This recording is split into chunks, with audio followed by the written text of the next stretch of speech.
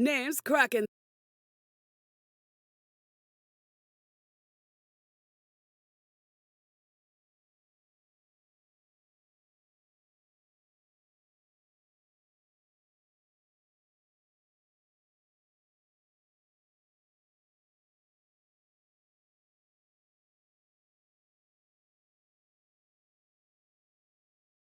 There we go. It's been muted in OBS for some reason. Hey! Yay! Do I get more time? Yes. Okay, cool. I'm gonna play the file and then I'm gonna flick through the pictures. Name's Krakensbane. Avni Krakensbane. I operate at the port here, obviously. Well, well, well. You bump into the most interesting people in these provincial little townships. Oh my, is that who I think it is? It is indeed.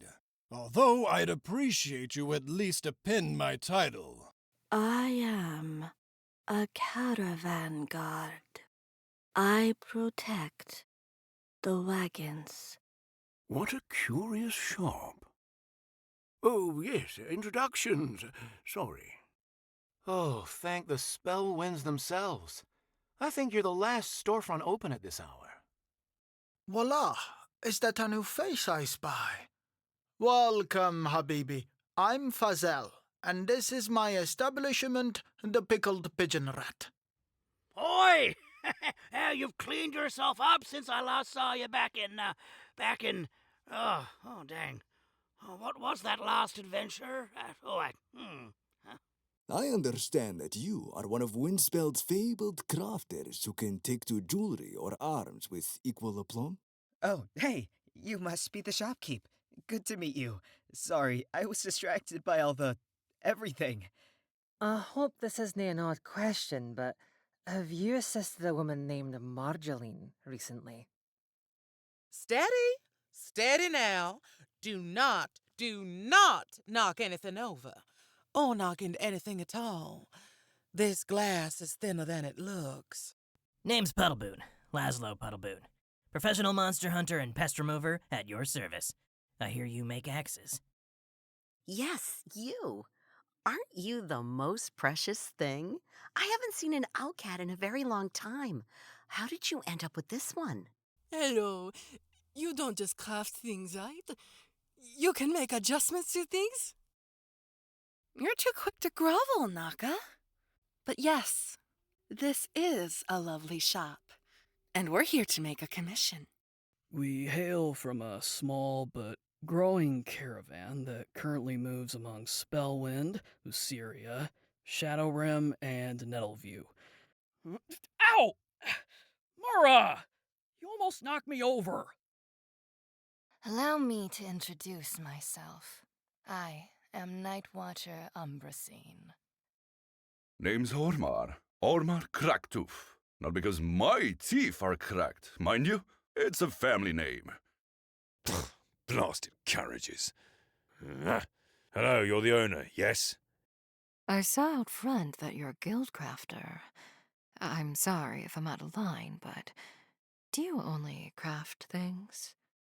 Hey there. Name's Stonewing. Sibylla Stonewing. I hear you can make all manner of tools. That right? Well met. Sir Cladival at your service.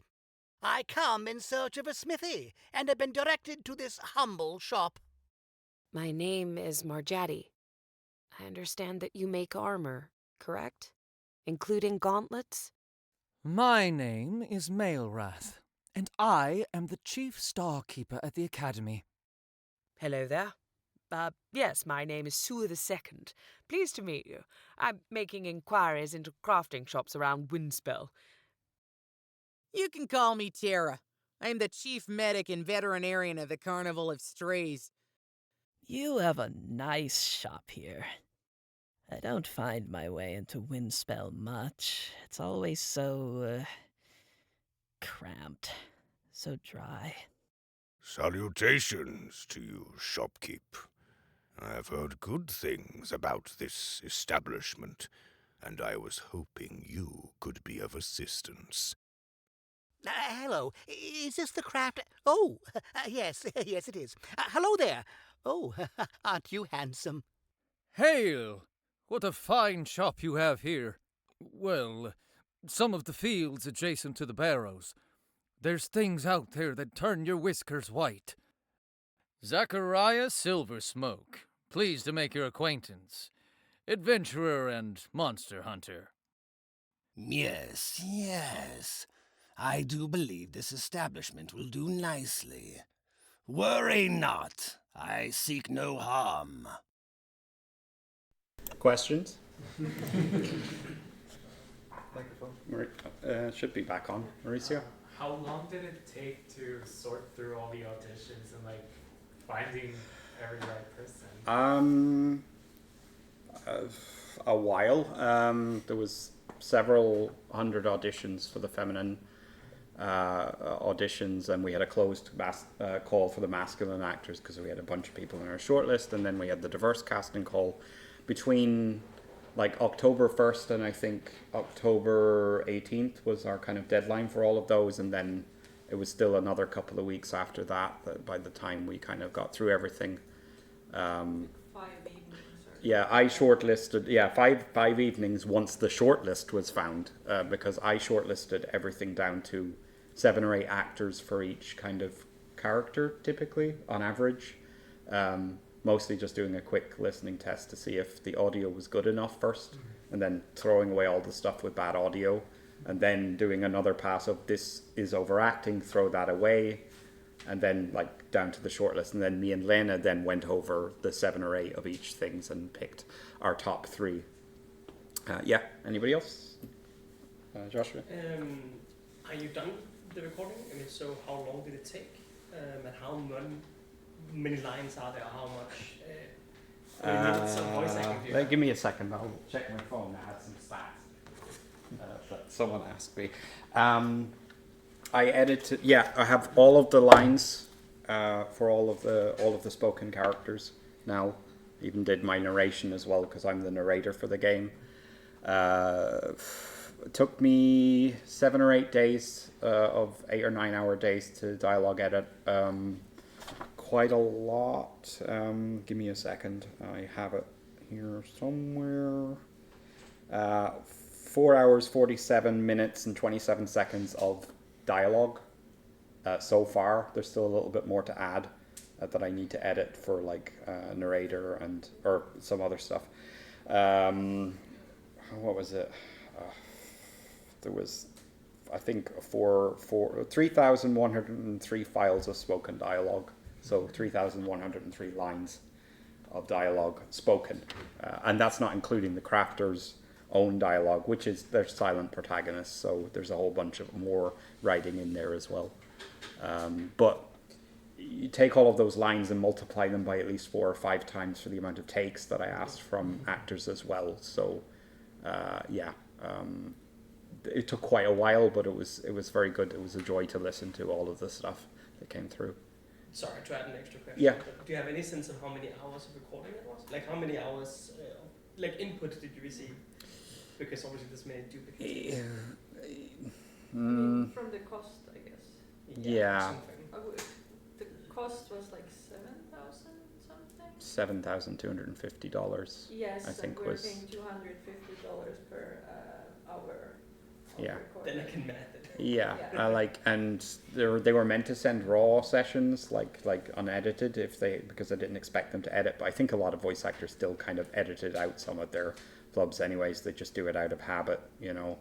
I will say that I calculated in a certain way, and I think it took people a bit longer than I thought it would. But you know, that's just the nature of the beast. Like some things just take a bit longer for certain characters, depending on their dialogue and you know what's required. So I think if I was to do this again, I would have probably more accurate calculations of how long I think it's going to take. But everybody was very agreeable, and you know. And once I realized that things were taking longer, in some cases when I was asking for 4 takes, I was just like, okay, just do 3 takes. You do 3 takes. You do less takes. I don't want you working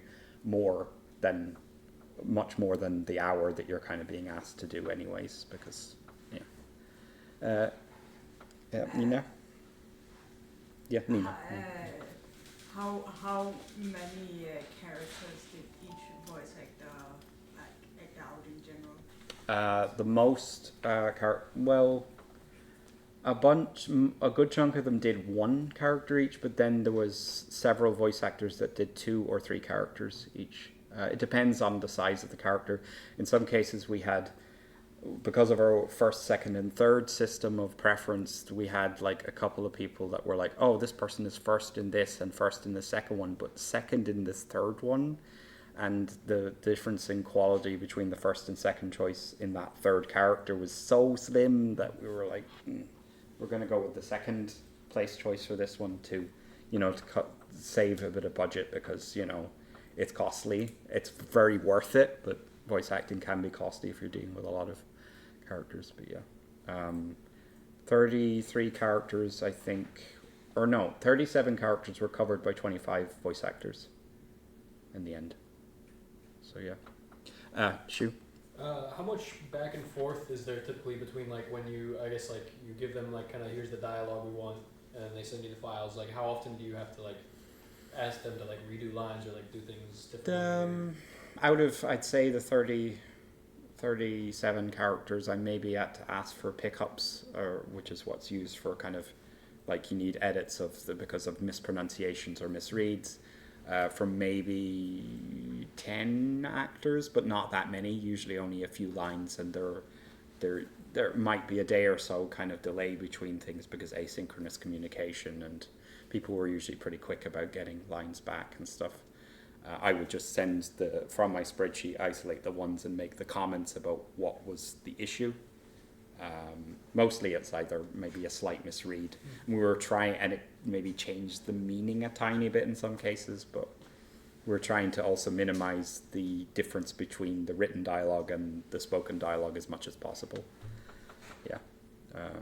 But other than that, I tried to provide a pronunciation guide for all proper nouns in the game that were unique to the game, and like in advance with like a spoken pronunciation by the writer and a bunch of other kind of stuff in advance to save them making mistakes, because we didn't include the information. Because if we didn't include that, well, it's on us for not letting them know how something is pronounced. And if 5 different people pronounce the same place a different way, yeah, maybe you could put some of that down to, oh, it's their dialect in world, but like we want to prevent that kind of thing to save them asking to do a bunch of lines, which would be on us actually rather than them.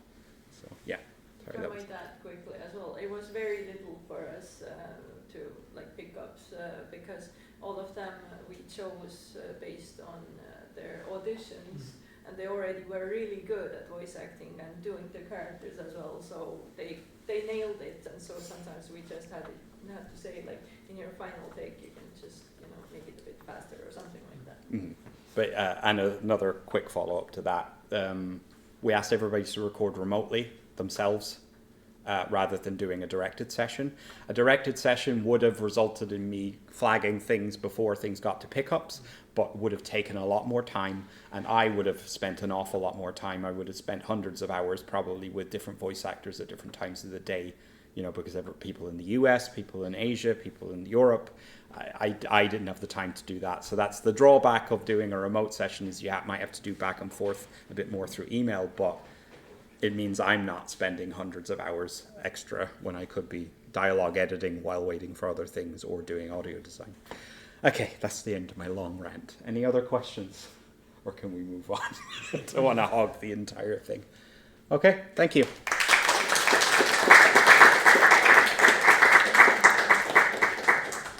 Next up, a familiar fighter shows up again.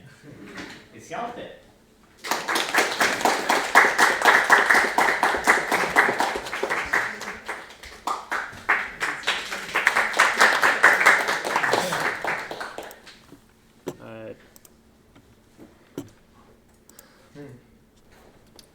Yeah, so I'm back again for a bit, and for those who don't know, wait, not that one, don't. That's not working. Okay, this is my click. For those who don't know, I'm Hjalte. I make games. They come out like this, and for the last 3 months I've been gone to draw a big triangle on the world, So first I went to Burning Man. More like burning my savings, am I right? But then after that I went to Brazil for 3 months, and it was just kind of to remember that there's other places out there, to go to some underground concerts, see some new experiences, go on some hikes, see some animals, make new friends, and catch up with some old ones. But also, before I left, I had this feeling like I was getting a bit stuck here, and I was kind of working on 4 projects at the same time. And every day I would wake up over there, and I would work there, and I would wake up over there, and I would work there. And I was kind of just working and going through checklists without really stopping to consider why I was doing any of the things I was doing. So going to Brazil was good because I had some long 8-hour bus rides to think about things and kind of really consider why I do the things I do. Which brings me to some good bad news, and I just want to like rip the band-aid off. I'm not working on Shrot anymore. For those who don't know, Shrot is like a PS1 style card game set in Yugoslavia, and it's obviously fucking cool. Like, that's why I've been working on it so long. It's beautiful, and this also translated marketing-wise. Like, we have 14,000 wish lists, 900 people in Discord, shitloads of followers. Like, this is why I quit my job and my university. I spent a year, more than a year, on just savings full-time. No savings anymore. And I kind of felt like this game is like my golden ticket. And you can see it, like, what the fuck, why is this guy leaving? Is he stupid? And a little bit, maybe. But the thing was that we've been working on it for 3 years now, and there's still no proper game design, and it's still extremely overscoped. And it's also getting more and more frustrating to work on. And yeah, I lost the passion a little bit. Yeah, it was kind of a long time coming, but ultimately I was kind of just holding on out of FOMO at some point. So yeah, anyway, it leaves me in a curious position because I was always kind of thinking at some point I go back to Shrot and then the riches will come. All right. And now I'm kind of like, in the beginning of January, I'm going to be finishing all my projects. So it's like, what am I going to do then? Right? Like, I could do anything. And I also suddenly have more pressure because my safety is gone. So in Brazil, I spent a lot of time thinking about this. And while I'm not entirely sure, all I really can say is, with 100 million% certainty, is that I'm gonna make games. Yeah, questions?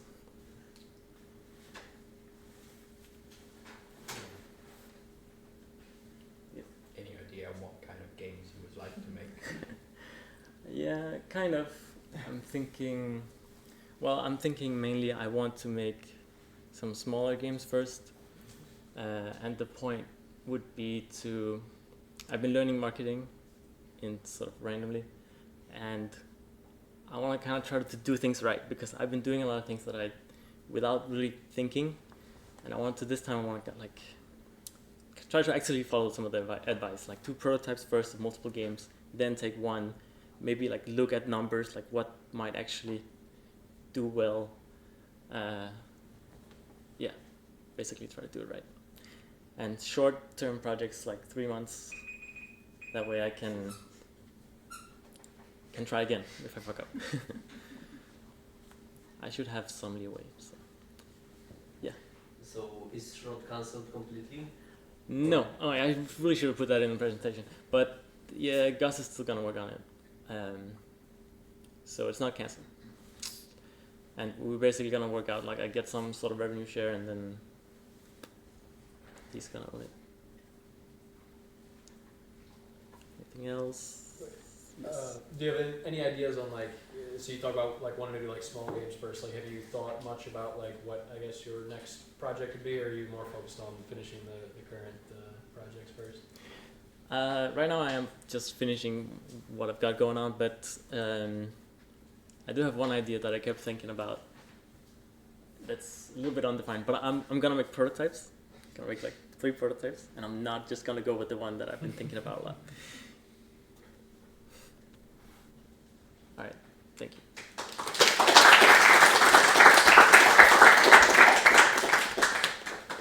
Next up, to talk about progress on whodunit, please welcome our dearest guest, Mauricio.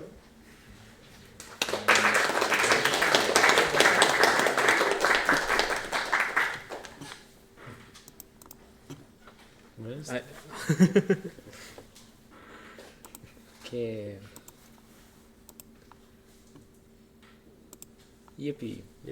Okay. Hi. It's been 5.5 weeks. Are we sick of these yet? I don't know. I'll ask you. Actually, don't answer that.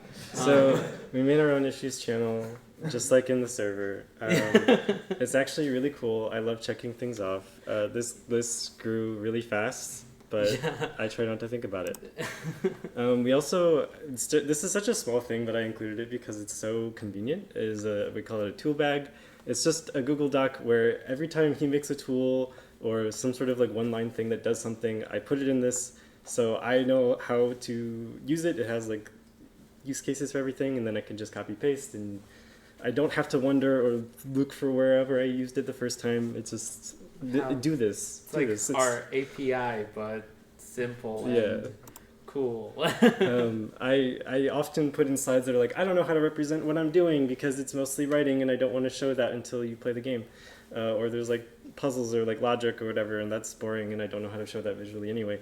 So all I can say is I'm still doing that. I'm having a lot of fun. We've been working together on a lot of this stuff, and design is coming together. There's so many spreadsheets. There's so many paper notes. It's just, that's the kind of thing. I've been doing a lot of UI UX fixes for the game because UI UX is really fun to do in Ren'Py, turns out. So here you can see, like, for example, now you can have 2 characters in the same interaction hub. We have a little like new profile discovered, new topic discovered thing. For areas, now they're like grayed out if you haven't discovered them, and the press screen, the buttons now like move and they rotate and have like little drop shadow and everything. And we also have a new dialog box because we wanted, it was funny because Nate was like, the most complex part of the characters are like here, and then they're all covered by the dialog box. Yeah. What do we do? Yeah, So because they'll be crossing their arms, or they'll have like a really complicated part of their design, and it's always right here, and that's where the box goes. You can't see it, so it's like, all right. So yeah, we did that. I've been also doing a lot of shaders, and it's been breaking my head because I love shaders, but I also get so distracted doing them. And Cheyenne has been questioning my sanity a lot this week. But it's been really fun. And for example, this one, you can see it's like a threshold shader with like halftone overlay, so it's kind of like comic vibe, and it's really fun. Ren'Py actually uses GLSL, which is really easy and cool. So yeah, it's been nice. I didn't know it could do shaders at all. We've been doing new designs for stuff. Some people have probably already seen this stuff. We're just trying to make things look more interesting. It's not so basic. Make everyone look a bit more unique, stuff like that. And I'm actually doing some sprites now. Like, this is our main character, and he's getting like actual art. We're also like, this is just a basic function of Ren'Py, but I really like layered images because it's so easy to essentially save a lot of work, save a lot of file space, and have more combinations of features that you want to change with your sprite. But just because I drew this does not mean the sprite is done, because we figured out a new art pipeline. So I'll be doing what you just saw with everyone. I'll be making those lined characters with some basic colors, and I consider them like color suggestions that I'll pass to Mauricio, and he's gonna render over everything because he's an artist too. Don't forget, make it look pretty. And here in the big image is I think it's a concept that you did for some overlays that you wanted to do? Yeah, so alongside the whole shader thing, for example, to marry the environment and the characters a little bit better, depending on the area, we might have some overlays or like some rim lights that appear in the character sprites, so it look more integrated. And yeah, it's a fun pipeline. We get to share the burden of art, and you know, time consuming. 2 sufferings is better than 1. Yeah. That's Questions? Jan. What is the name of the bird? Or have you come up with it? Ethan. Ethan. He works at the cafe and he doesn't know what a latte is. Okay. I was trying to come up with the most like average, boring guy name, and I came up with Ethan. So I'm really sorry if anyone is named Ethan out there. Sorry. Right. Was Ethan inspired by Ethan Hawke? I don't know who that is. I don't know who that is. So no. No, but maybe we can get him to, I don't know, voice act. Yeah, right? okay, yeah, I'll let him know. Ethan Hawke, do you want to be a furry? Last week, I completely missed playtesting Friday. Was the game there? No. No, it wasn't there, but we kind of overpromised a little bit. But the thing is that we want to make sure that when we have playtesting, we want first the stages we're working on to be kind of basically done, which right now the logic is there, but we want to playtest the actual puzzle and the actual deduction, like detective thing, so we know our game design works. And right? it requires story context, a lot of which isn't actually written out as scripts that you can read. So it's like, is it actually playable? I think it would be hard to just thrust players into stuff without context. So. Yeah. Yeah. I'm curious about how you did the rim lighting, especially if it's not on the asset itself. Is it like 2D normals, or is it a shader, or how do you do it? So actually, can you go back to the rim light thing? So this is right now a concept, but what we are going to do is essentially what Nate was mentioning about the layered images. Each post will have their own rim light, like a silhouette thing. And I'm thinking of using a shader to essentially mask either the left side or the right side of the rim light, so that, for example, if he's on the right side of the light source, I just like set it to, okay, show only the left side or the right side. It works like a big like bunch of folders and things. So like if we attach everything to the base pose, you can attach anything. It doesn't have to just be features of the character. It can also be lighting things and stuff like that. Yeah. Anyone else? Anyone else? Nope. Okay. Good. Thank you. Awesome. Thank you.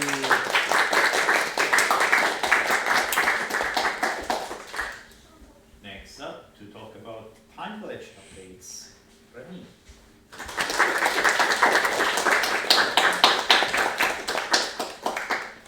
Good evening. Time glitch, yes. What is time glitch?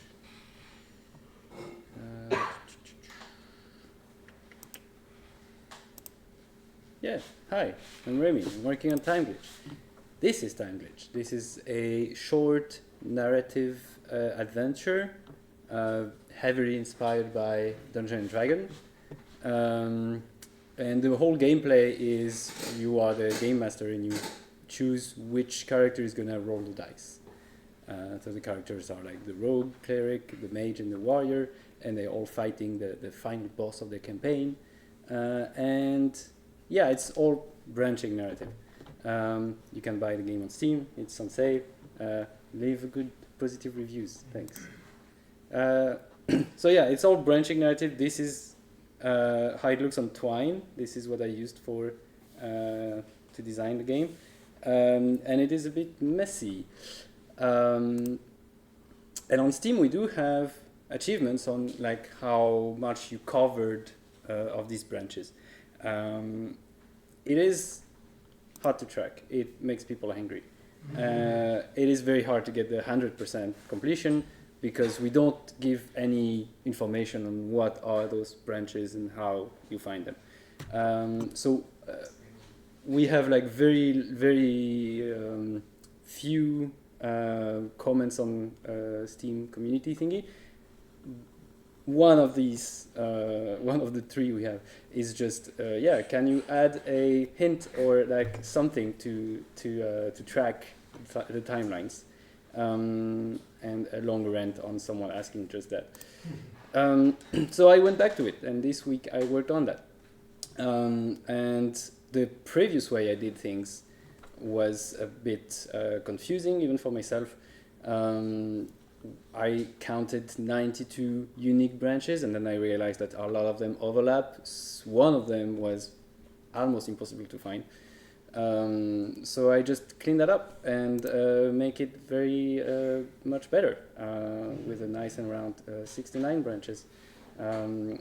With like I sorted everything with the I don't know, the hints and everything that goes with that. And the idea was to have these hints in the game. So that's what I did. I added a menu where you could like click on the hints button and get random hints on all the timelines you haven't seen yet.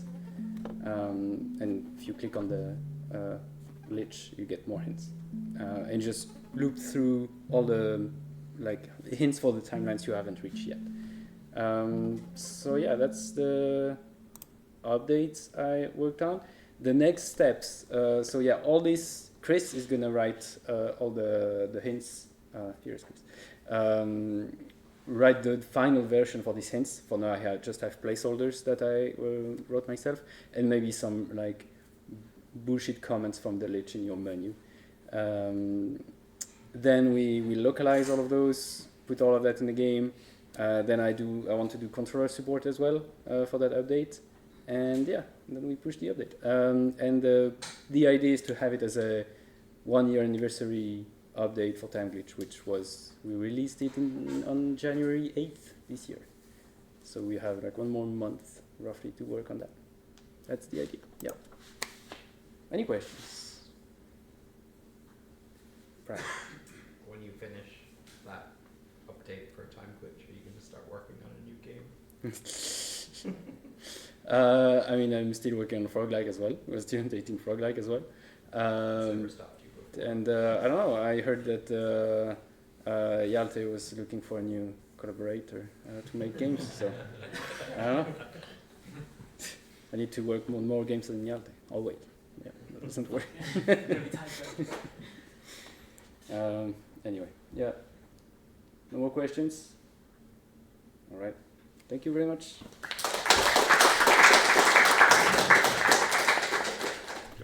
Next up to talk about not us is Andreas.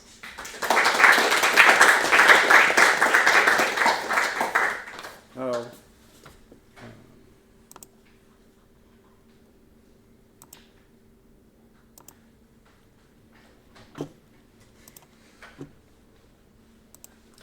So you guys, I forgot the timer. So you guys probably know sort of how this kind of stuff works, but I'm probably gonna make my weirdest presentation since I arrived here. I don't know why. As usual, I just decide these things at the last minute, and I make a presentation, and I have all my thoughts clearly. Then they shoot out when I step up here, and I'm just gonna follow both my notes and the presentation. It's gonna be, oh, maybe I should click, yeah. It's sort of like Who Am I guess. There's so many people who have done Who Am I since I got here 4.5 years ago. And I pretty much just did the first one. So I'm just refreshing, but a very specific part of it. It's sort of the thing that I get most questions, except why are you sometimes walking on crutches, which is boring. I want to save some time, and also I feel a little bit defensive sometimes with just being too weird. So I'll just say it like this. The best way I could say it is I'm a self-loathing autistic, and it's a very big part of me. Every morning I sort of have to work really hard with my brain to just want to get out of bed, because I kind of feel like, can't I just stop existing instead? It sounds very dark, but it's every day, so I don't care. Because I'm also kind of a positive person. I think a lot of you guys who met me knows that I like liking things. So liking things makes every other dark thing go away in a way. So it's a great balance. It works for me. And one of the things that makes me the most happy, where I really forget how much I loathe myself, is when I make games.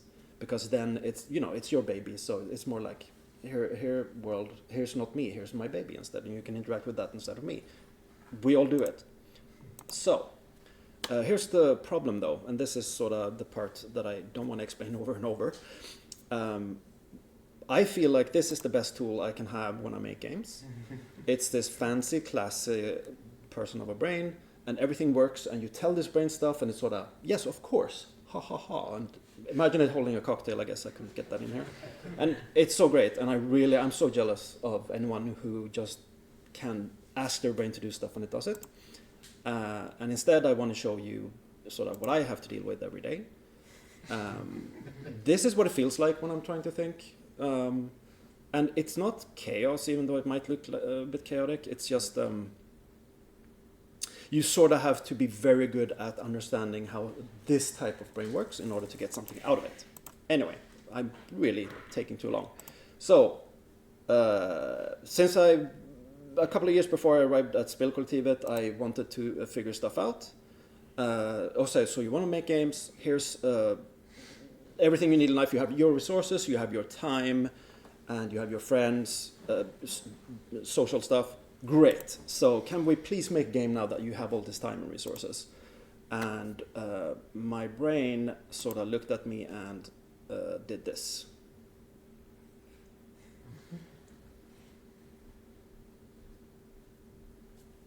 Yeah. Hence, even more self-loathing. But then this happened, and you probably all have experienced this moment when the first time you talk to him. And if you don't recognize him, let me help you, if I can. Yeah, that's and we're here. So great. And I started making games again. I could actually start. I could make them again. My brain worked, and this is sort of the representation of what I'm working with now. It doesn't make sense just by showing you the image, of course, but basically this makes me happy. This, again, is probably really hard to play, and it's going to have a very niche, very specific little player base, but I'm hoping that we can all be friends, and that will feel so great. And here's the process, what you've been seeing when I'm here making the game. And it still makes me a little bit self-conscious, but then James is such a nice guy, and that him coming in, it means he's publishing the game. Yeah, that all happened last year. I'm so happy about that.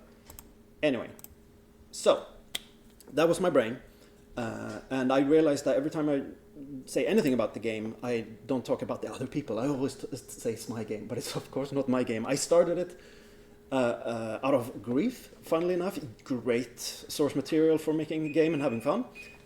You know the Duriel and A2D2. Sandra, you don't know anything about it, but she helps me with the writing, and she's a non-homie, so... And these people have worked at the game, or only... Sorry, I meant they are or have been working, but only a specific part, like music or character art, or all the art that is not character art. And it's very hard to explain what Theo did, but he pushed me to make the game, and so he is the spiritual grandfather or something of this. I haven't seen him in a long time. And yeah, so something actually happened like 45 minutes before I finished the presentation, and this is Twig. It's the main character. It's just been a blue cloak up until now, and a lot of people referred to Twig as he. It's fine. So this makes me very happy. We got the main character art. There's going to be many variations of it that's going to go everywhere and slotted into the game. We're going to have Twig and I don't know what else. Oh, and the new logo, but let's do that the next presentation.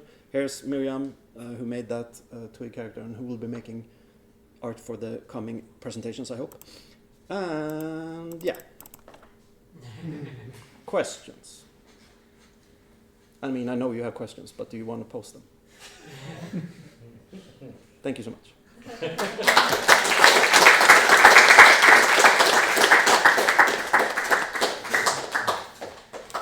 Next up to talk about cool boss arenas, Joshua.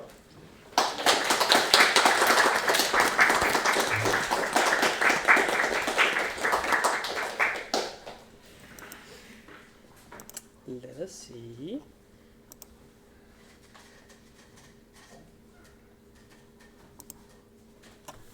I'm Josh. You probably all know that. I'm working on a game called Dice Gambit with those two people there, and we're actually back to making things, so I get to share that I make things, and I made a level. Woo!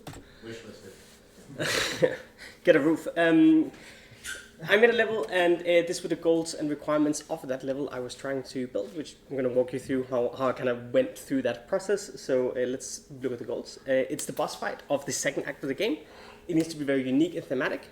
It needs to require no new art, because Nina's time is way too precious to spend on any of that. And it needs to embody the Adisha faction, which is these two characters are the mascots of that. They're also the bosses themselves. And lastly, this setting is an industrial harbor, and I get 2 to 3 days, ideally, to do it. So we have some assets from different areas in the game. These are the 2 areas that I'm gonna draw from and like build the level from. And yeah, the first thing I did was like build a shape. That's usually how I approach level design, and then kind of fill it in with a bunch of gameplay. Not really gonna talk about that because there's like a boss fight in there, but like, how do you talk about that in 5 minutes and also level design? So maybe that's next week. Next we kind of like usually what I call like shape the level, where I like put a bunch of things around it and try to trim it, cover all the like ugly bits, and from there there's new ugly bits, so you cover those ugly bits with other bits that are hopefully not as ugly, and then you begin like making side areas which go through like a similar process where like we build a shape, then I rim the shape, and then I fill it with like interesting stuff. You build like a bunch more side areas. It begins turning pretty. Again, I'm using assets from these like 2 different areas that we have to work with, so to try and make that kind of interesting. And then, you know, it's a 2D game, so like there's a bunch of ugly which we then cover with like clouds and mists and all these kind of things, and try to make sure players can see that, because I can't actually make levels forever. They have to end, and that's a very unfortunate thing about game development, is that the world is not infinite, in fact. Then you realize you're making a game with hexagons, and do not trust this man if you know who he is. Hexagons are actually not the best hexagons. When I made this game, I was like, why do you not just put hexes in everything? And then you realize like, no reasonable art will ever fit there. So I spent a lot of time like putting small pieces of art in between the tiles. So like when the characters can move around, it doesn't feel really weird that like my guy is going, this is as close as I can get to the couch, right? So lots of time spent doing that. And then you get like these beautiful 3D scenes where characters move around, and like it looks really good. Except it's all lies. Our game is all lies. So this is what the game looks like when you are in the game, and this is what the game actually looks like in the editor. Half of our assets are 2D, and the other half is 3D, which means we have like all these planes, and we have all these layers, and it's like, it's complete chaos. It's actually not that much chaos to work in, but like it was chaos getting to the point where it like was even remotely workable. And as you can see, the level is complete nonsense in terms of like the actual composition. The grid is like up in the moon somewhere, and like, you know, here's a sequel. It's just that, right? Like that's the thing. So that creates a lot of issues, right? Because if we do the layer wrong, the character will just walk on barrels, and like entire illusion of 3D is going wrong, right? Like this is what it actually looks like in game. So we're like very particular with the depth of how we place things. And since they're 2D and 3D, we can't just use sprites. It's all 3D meshes, planes, and has to work with shaders and depth buffers and all that shit. So it's very fun. And this creates a lot of issues, right? Like just one placed plane and like your head is sticking up through a thing, and like the entire illusion. So we're very particular with trying to like work with that. And that's also something like when I build a level, I run around every single asset with a character like a million times, right? Trying to spot if there's anything. We've been pretty good, so most of the assets are like set up to be correct now, so it doesn't happen that much. And then we come to the part where we actually make it look good, and that is like post-processing. So we start with like the raw in the top left, and then we add a bunch of post-processing. In this type, it's like this gloomy industrial harbor. Then I add a bunch of like clouds and like mists and that kind of stuff, and lastly lights, and then at some point the game begins looking good.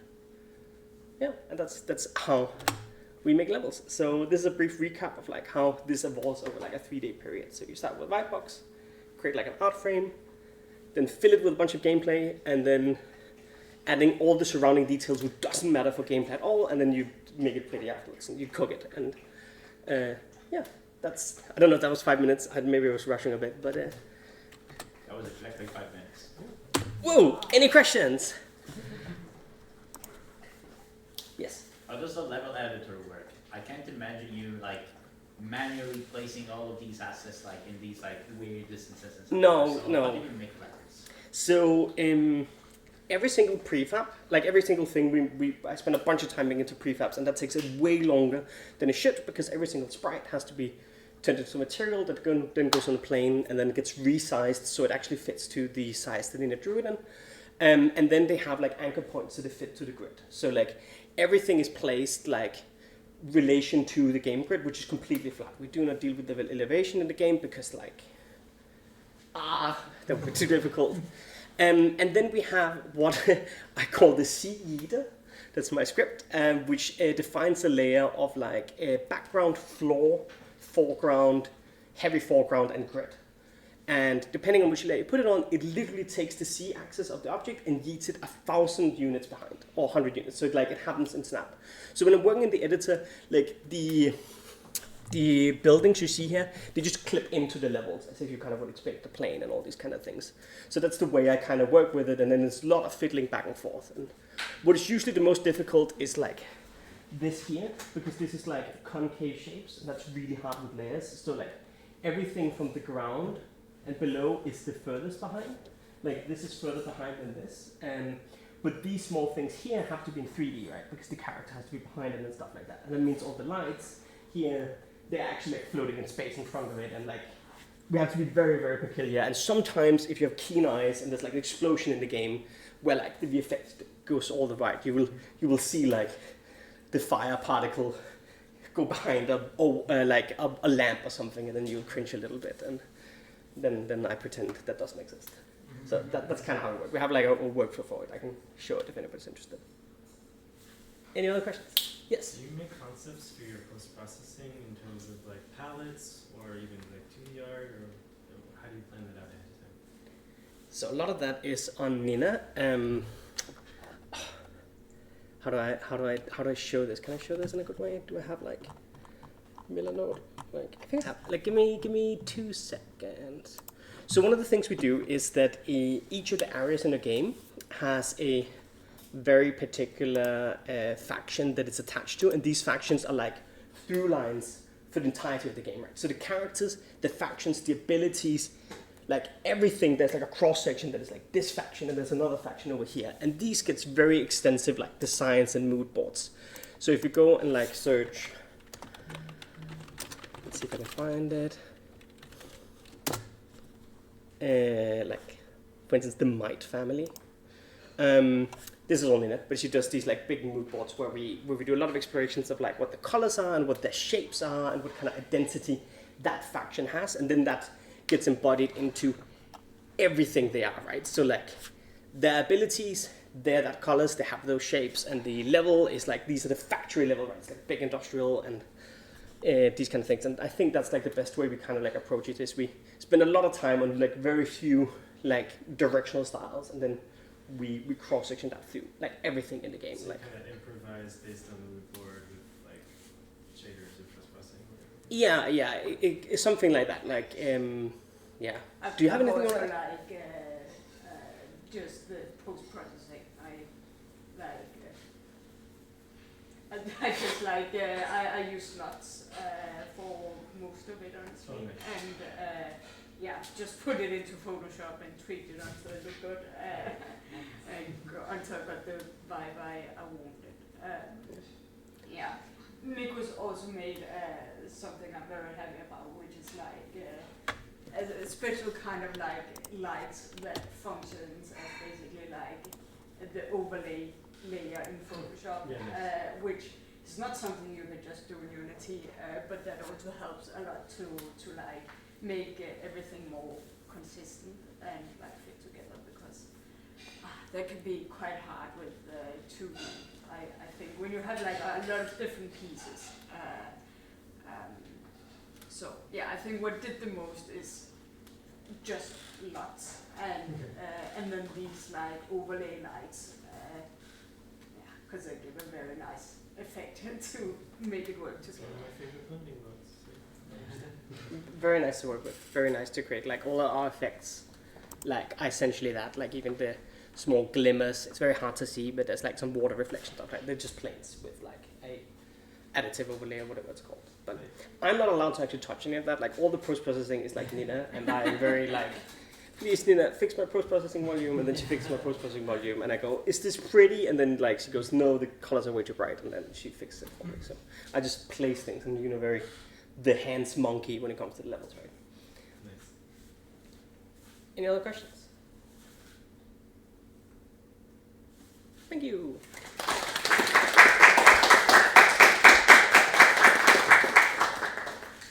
Next up to talk about friction in video games is Nicholas. Hello. It's your boy.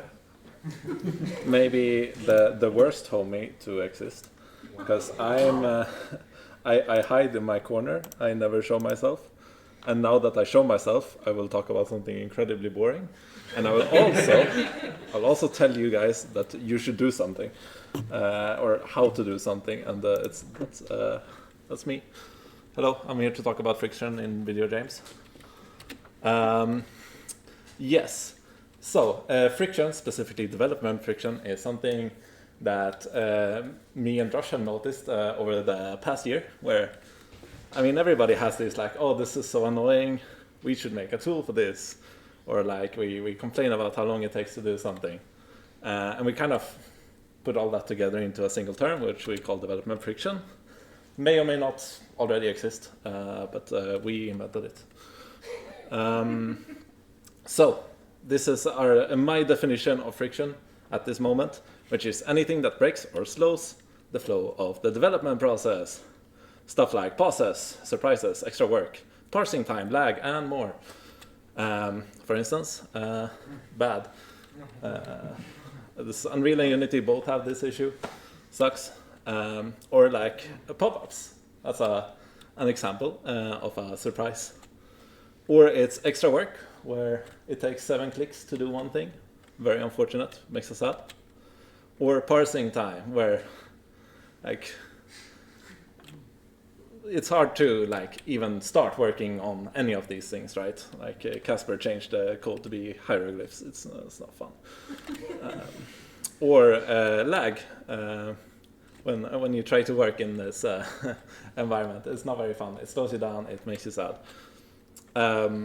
But it's fine. Like friction, we know it sucks, but you can push through it. You lose some time, but it's okay. But it's not just about time being lost. It kills your focus, because if something takes longer than 5 seconds, then you look at your phone, you annoy Josh. Everybody annoys Josh. It's incredible. Like you get your 7th cup of coffee of the day, and then you get distracted because you have too much caffeine.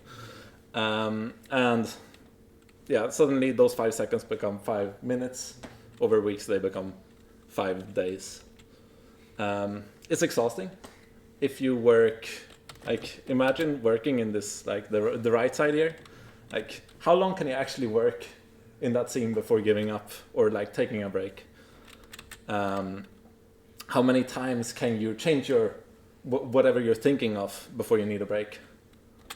It kills morale, because you have to deal with this annoyance all the time, every single day. You need to spend 10 minutes to set up a very simple level, and it just kind of kills your will to, yeah. It encourages laziness. If we, like in AAA, for instance, you could have like, oh, we fix a bug report, mark the bug report as fixed in Jira. It takes 5 minutes because Jira is incredibly slow and incredibly convoluted. So people would not just do it. And on the other hand, like just moving a post, it's super easy. Sometimes even that is too much. Or this is also a real life example of, I had somebody, we did code reviews at a AAA studio, and somebody was annoyed that people were not following his code review checklist, because we got bugs, turns out. And that code review checklist was 3 pages long. So yeah, nobody's gonna follow that. Friction is also insidious, because you get used to it. And you can kind of deal with it the one time every single time until it's too much. Yeah. So, friction bad. There are a couple of ways to deal with friction. For instance, you can simplify the stuff, view the tools that you use with the lens of friction. For instance, why use Jira when you can use Hack and Plan? Why use Hack and Plan when you can use Trello? Why use Trello when you can use Post-its? Why use Post-its when you can use a notepad? And just kind of question that. Of course, there are still studios that want and should use Jira, but sometimes people just use Jira because it's a big right tool for the job. Train yourself to notice when and why it happens, which is just kind of like when you get back to like whatever you were doing, try to question what made you leave or something like that. Find ways to minimize friction. Obviously, custom tools, custom commands. Do we need to do it, or do we even need to do this thing? Like, is this just superfluous to make us feel better? Sometimes you can't do anything. It's fine. Sometimes it's worth it. Like, it's worth it for me to be able to annoy Josh because, like, that's an interruption for him, but it also helps me. Finally, here's an example of friction fixed. We localize our game into many different languages. Here's the default Unity way. We have this. Can I move the mouse here? Yeah. So like this whole thing to localize a single text, it has so many buttons, so much superfluous information. And then I made a tool. It's like it's a string now, but it's behind the hood is localized. Very good. Yippee! Questions? That's questions in German. I've been working on localization, so yeah.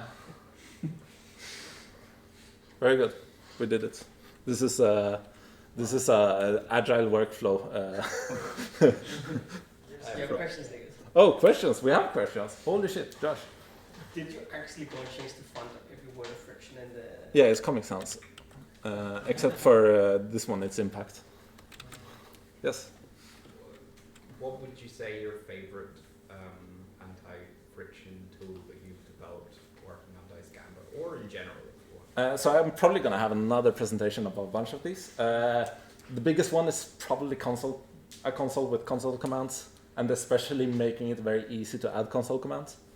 Because whenever we need to simplify something, we just add a command for it. What task tracking tool do you use now? We use something called Hoodwin. Team Hood.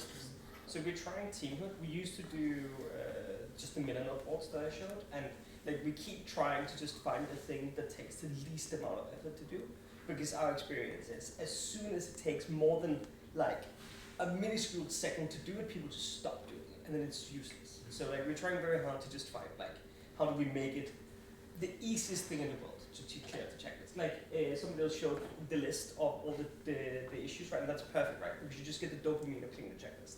And as soon as that list gets too big and it's too complicated, throw it out and make a new one. That's kind of like, I think our approach is slowly turning into, like, and fuck the old tasks, they'll come over there. I think, like, personally, I have the big ones in there, but I also have a personal notepad. I just cross things out. Very good. Any more questions? I can't see well. I am incredibly nearsighted. No, we're looking good. Awesome. Thank you.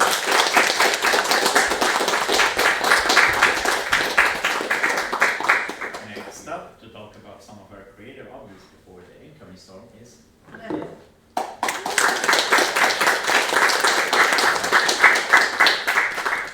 So, hello. I'm usually working on Broken Alliance and Craftcraft currently as well, but I'm usually showing them off as well. But I decided it's a quiet moment for me before the storm, because Craftcraft will release on 3rd January. And a lot of the work that I do is creative direction and art direction and stuff, and I have finished all my tasks, and there's a bunch of people in the team who are now, finishing up their things that they have been making, and I can't help them much. So I'm sitting by, and I'm still doing a lot of work, but it's not creative work anymore. I'm doing a lot of managing, a lot of other things like that. Now, how I keep myself okay with that, because if I stop doing like creative things, then I start thinking about new game ideas, and then I need to be like, no, because it's so hard, because I go at it very deeply, and then I think of new things, and I'm still working on these things, and I can't have that. So I get distractions for my brain, which are creative distractions, as for example, Planet Coaster 2 came out recently, the ones that have seen before that I have been making a lot of Planet Coaster 1 things for contests and stuff. Then I made this is my first coaster in this thingy, and I applied to have a spotlight on a YouTube channel for it. And I'm gonna show you a tiny bit of the video. The review. So this is the coaster that I made. Wow. Okay. All right. Oh, hello, peekaboo. Heyo, my Planet Coaster friends, Johnny5 Alive here, and welcome back to another episode of Coaster Spotlight Planet Coaster 2 Edition. We got an exciting, jam-packed Viking-themed coaster bundle for you here today. We're featuring 3 Viking-themed coasters, and one of them utilizes the new ability to customize your own coaster train, turning it into an actual, literal Phoenix. It is so sick, and I can't wait to take a closer look at that one. I'm gonna get a bit forward in the video. So basically, the whole like tower is made out of like pieces and all the environment, and it's just fun. There's like entry to the coaster called it's Wings of Phoenix. Then there we have the coaster house, and we can jump onto the ride itself. And This video, we cannot look at the coaster I did or something. See what other perspective. Look at that. See what other perspectives we got going on here. Let's check it out. We'll take a closer look at this Phoenix in a second, but there's the head of it right there, and look at that. Wow. It's like the Hunger Games Phoenix. I love it. Look how high we are. This is incredible. Ooh, and we got some custom music. Oh. Oh, look at the nest there. I almost feel like it would have been nice to do a roll over the nest. That would have been cool. Big old pretzel here. Nice. It's very, like, gentle. For how big the coaster is and how much speed it gains, it's smooth. We're just kind of soaring. It's very relaxing. I like it. Oh, I completely forgot, everybody. Today's creation is Wings of the Phoenix, created by Lene, a master builder and a silver patron. Thank you so much for your support, Lene. Let's read what they have. Still the same name. It's much better than the other versions that I usually get. Yeah, that is the coaster I built and had a lot of fun. And the other nice thing to do is, because I'm always at my computer, then I feel like I need to do something physical and something tangible, something in the real world, but still fantasy, if that makes sense. Then I picked up a new hobby, and the hobby is dice making. So I make custom resin dice. I have dice molds, and then I put a lot of glitter, different colors, whatever I want for it, and I make the dice. This one is called Moon Rocks. Very shiny one. It has like different colored shines all throughout it, but mostly black and white one. And then there's one that's called Dragon's Hoard as well, with golden numbers and stuff. And I will make a bunch of these. And my setup looks like this. Very messy job to do, actually. So there's a bunch of alcoholic paints, a bunch of glitters, and different things like that. Like stuff to stir. These are like the molds. This is where I mix everything together. You have to wear gloves, and you have to wear a mask because there's fumes coming off. I also have an air purifier there. Also, when I mix together the resins, basically, then I have like half an hour to work with that. And and then I put them into the molds, and then I put them into a pressure pot, and I pressurize that with a bicycle bump. And then, the pressure pump is, or like the pressure pot is gonna keep all the air bubbles that might be in the resin. They're gonna make them tiny, microscopic, so they look clear and lovely. So this is what I'm making, those two things. Any questions? Yes. Can you do gradient dice? Yeah, you can put different colors in there. People are making like clouds inside of it. It's a bit harder to make like a very, these ones are like using black and white basically. So these ones, you could see they are a bit like that kind of two-toned, and so but you could make a bunch of colors. You could, because usually they are gonna mix together. If there's too much information about it, I have watched a lot of videos and tutorials. It's harder than it might look to do it. And when I'm done with it, I'm coloring in the numbers, because the numbers are like indents basically, and then I color over it, wipe it off, and then I have the colored numbers on there as well.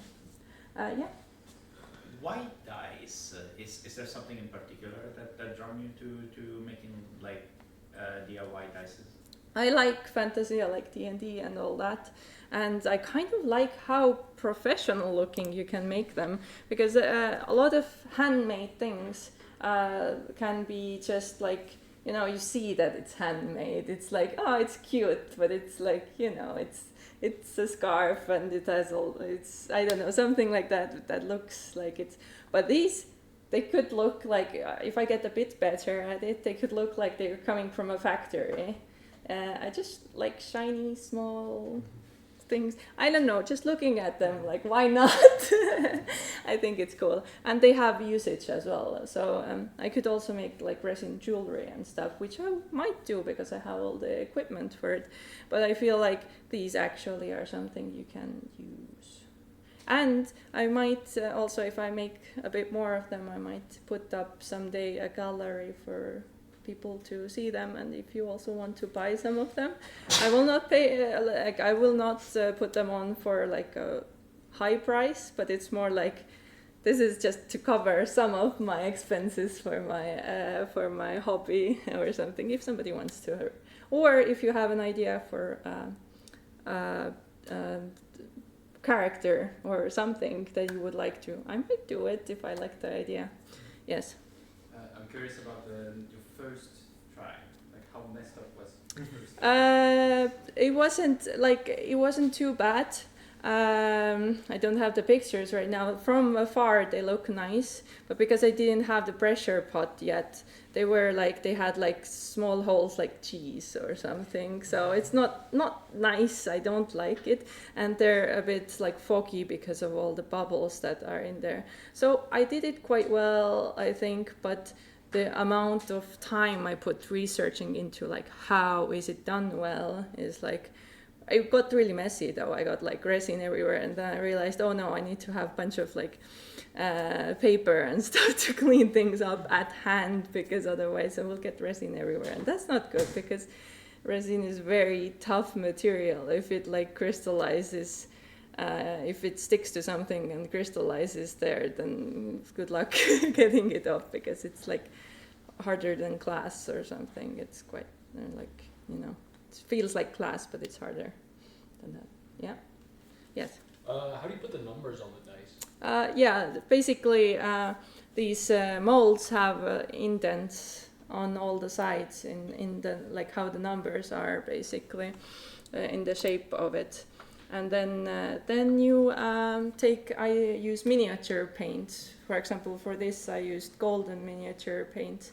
You just wipe over with a paint, you wipe with a rag, and then only the stuff that's left inside of the indent of that will remain, and you can like clean the rest out if there's some residue left with like isopropyl alcohol or something like that. So just regular miniature paints for that. Yes? How many hours in Planet Coaster 1 do you have? No. The first one. I think somewhere around like 700. No more. It was like over 1,000, like 1,500 maybe. But I got on the train quite late as well. But some of the things, like I got on board after finishing Death in Texas, so I took part of some competitions, and then I had like, for example, a month to just go full time to take part of a competition. I did win it, so but mostly people don't have that much time to put on it, so it's a bit unfair, I would say. I just had the luxury to do it for a full month, just work on a theme park, basically. Yeah.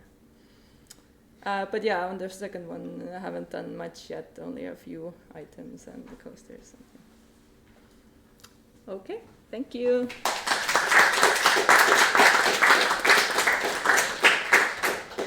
Next up, me. So, as a bit of an introduction, I work for the house.